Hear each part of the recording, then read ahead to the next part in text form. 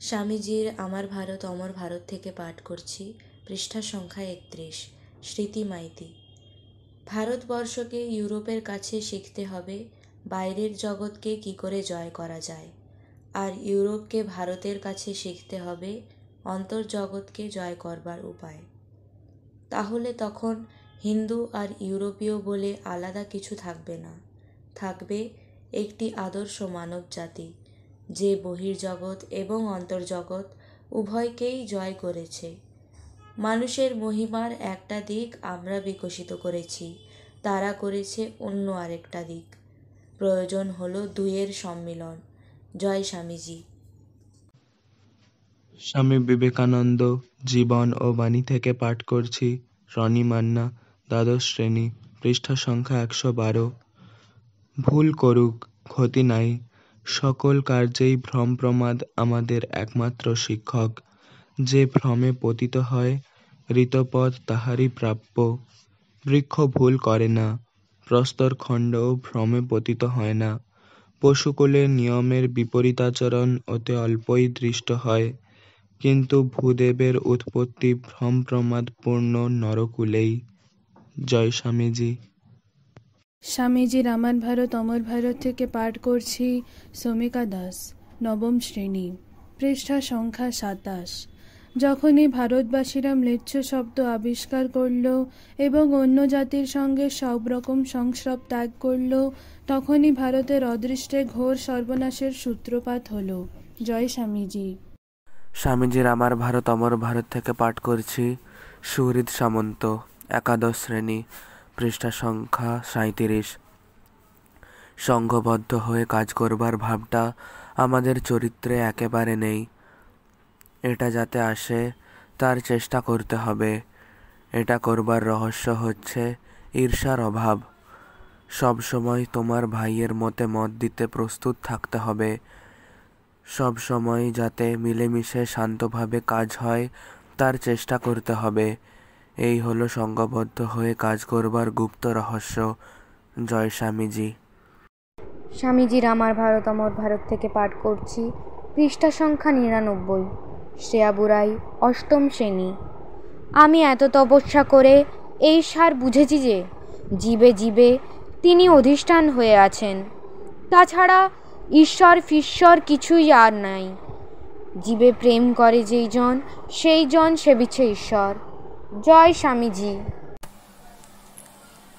স্বামীজির আমার ভারত অমর ভারত থেকে পাঠ করছি, অরিত্র সামন্ত, দশম শ্রেণী, পৃষ্ঠা সংখ্যা ৫১।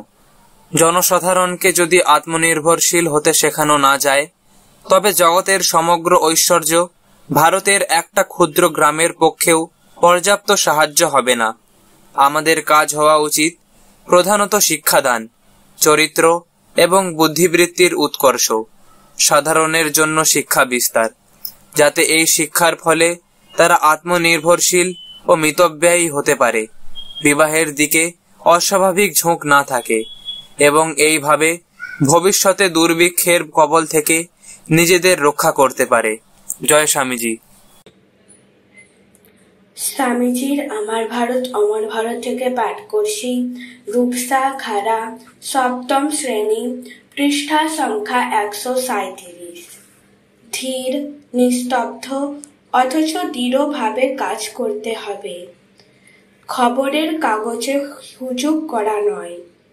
সর্বদা মনে রাখবে, নাম যশ আমাদের উদ্দেশ্য নয়।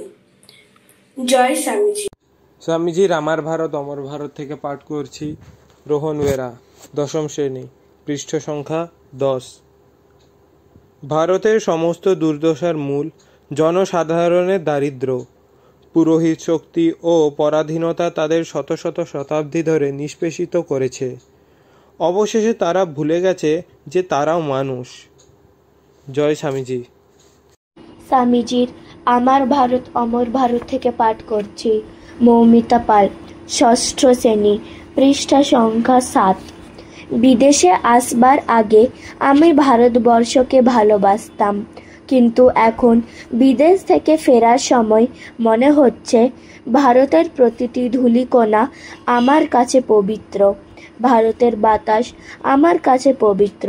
ভারত আমার পুণ্যভূমি, আমার তীর্থস্থান। জয় স্বামীজি। স্বামীজির আমার ভারত অমর ভারত থেকে পাঠ করছি। পৃষ্ঠা সংখ্যা 138।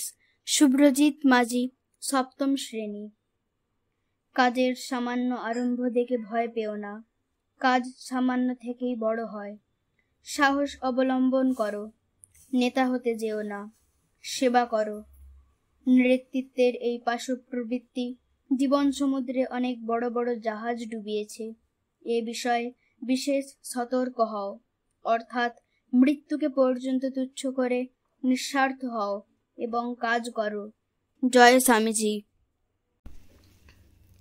স্বামীজির আহ্বান থেকে পাঠ করছি।